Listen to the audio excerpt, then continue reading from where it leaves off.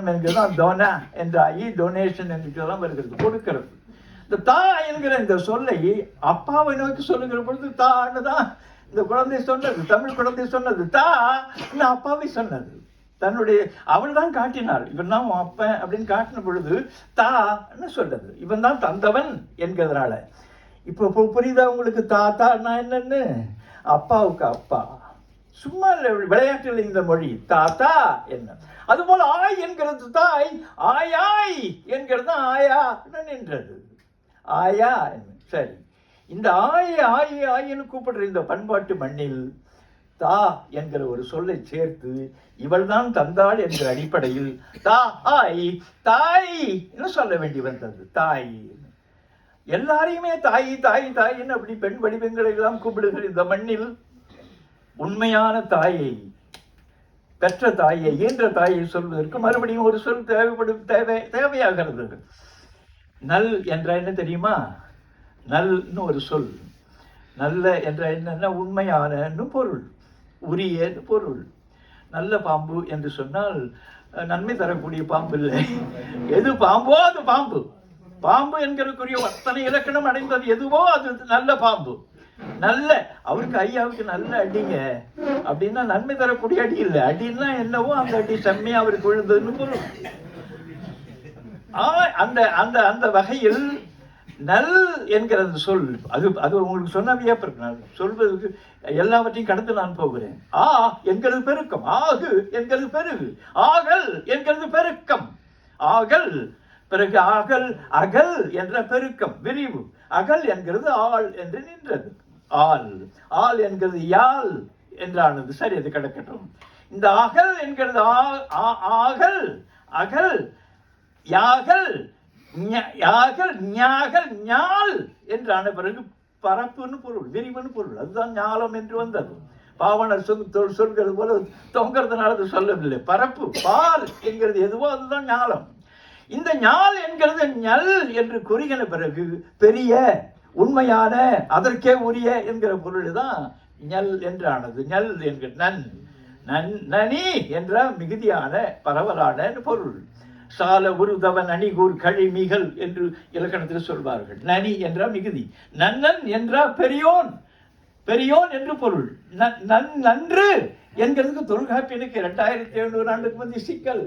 அது என்ன பெரிய குறிக்கிறது? நன்று என்கிறது நன்மைதானே, இது பெரிய பெருமையை குறிக்கிறது, பெரிய நிலையை குறிக்கிறது என்ற உடனே சரி அது உரியல்ல கொண்டு வந்து போட்டு நன்று பெரிதாகும் போட வேண்டியிருக்கிறது. நன் என்கிறது. நான் சொல்றது நல் என்கிற அந்த சொல் நல் தாய் நற்றாய் என்ற பெற்ற தாய்.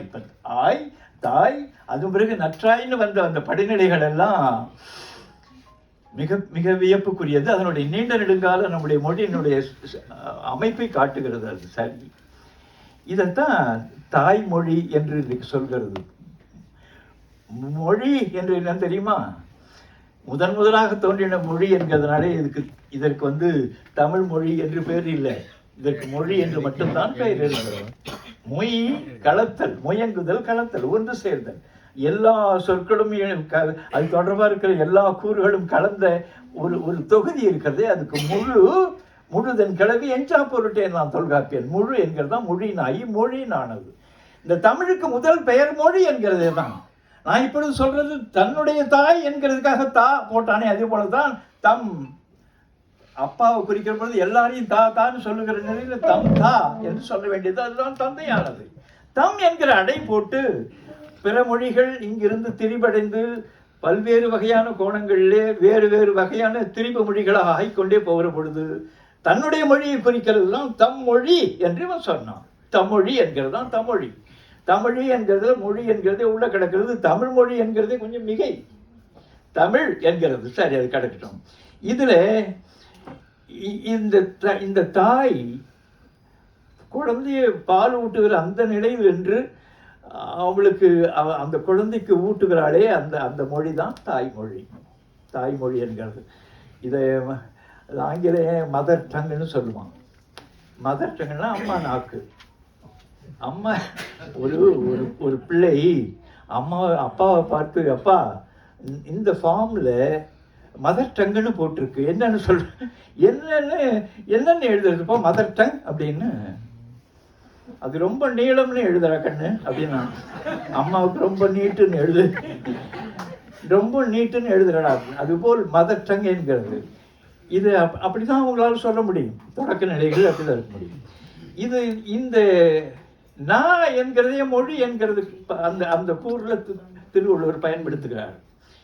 யாகாவாராயினும் நாகாக்க காவாக்கால் சோகாப்பர் சொல்லி இழுக்கப்பட்டு எதை காத்து கொள்ளவில்லை. ஆனாலும் தமிழர்களே, நீங்கள் உங்களுடைய மொழியை காத்துக் கொள்ளுங்கள் என்று அவர் கட்டளை இடுகிறார். யாகாவாராயினும் நாகாப்பர் நாகாக்க காவாக்கால் சோகாப்பர் சொல்லி சோ என்கிறது தெரியுமா? ஓ என்கிறது மேல், சோ என்கிறது உயர்ந்த மதில். உயர்ந்த மதில் கட்டின, கோட்டை கட்டின, உள்ளே கிடக்கிற சிறை. நீ அடிமை சிறையிலே கிடப்பாய். இந்த தொடர்பாக இருக்கிற சோபட்டினம் என்று மரக்காணத்துக்கு இருக்கிற பெயர் சோபட்டினம் என்கிறது அந்த மதில் என்கிறது. அதுக்கு உள்ளால மாட்டிக்குங்கடா எல்லாம் அப்படின்ற குறிப்பே உள்ள சொல்றாங்க. எதை காத்து கொள்ள வேண்டியானாலும் உன்னுடைய மொழியை காத்துக்கொள். அதில் தான் எதிரி உனக்கு கை வைப்பான், உன்னை அடிமைப்படுத்துவான். எல்லா நுட்பங்களும் அதுக்குள்ளால் கிடக்கிறது. அதனாலதான் இன்னும் 600 பேர் உரை எழுதி கொண்டே கிடக்க வேண்டியிருக்கிறது திருக்குறளுக்கு. எல்லாவற்றையும் சொல்லிவிட்டு போனார். அது தன்னுடைய வேலையை முடிக்கிற வரைக்கும் திருக்குறள் இங்கு பேசப்படும். இன்னும் 2000 ஆண்டுகளான அது அப்படி எழுதியிருக்கிறார். யாகாவாராயினும் நாகாக்க காவாக்கால் சோகாப்பர் சொல்லி எடுக்கப்பட்டு இருந்தது. சரி, இன்று இதை நாம் நினைக்க வேண்டியது என்கிறது. இன்னைக்கு பன்னாட்டு தாய்மொழியினுடைய நாள். இந்த மக்கள் தொகை கணக்கெடுப்பில் மக்களுடைய தங்கள் தாய்மொழி என்ற கணக்கில் இந்த நாட்டில் சொன்ன கணக்கு 19,569 மொழிகள் தாய்மொழிகள் என்று சொல்லப்பட்டிருக்கின்றன கணக்கில்.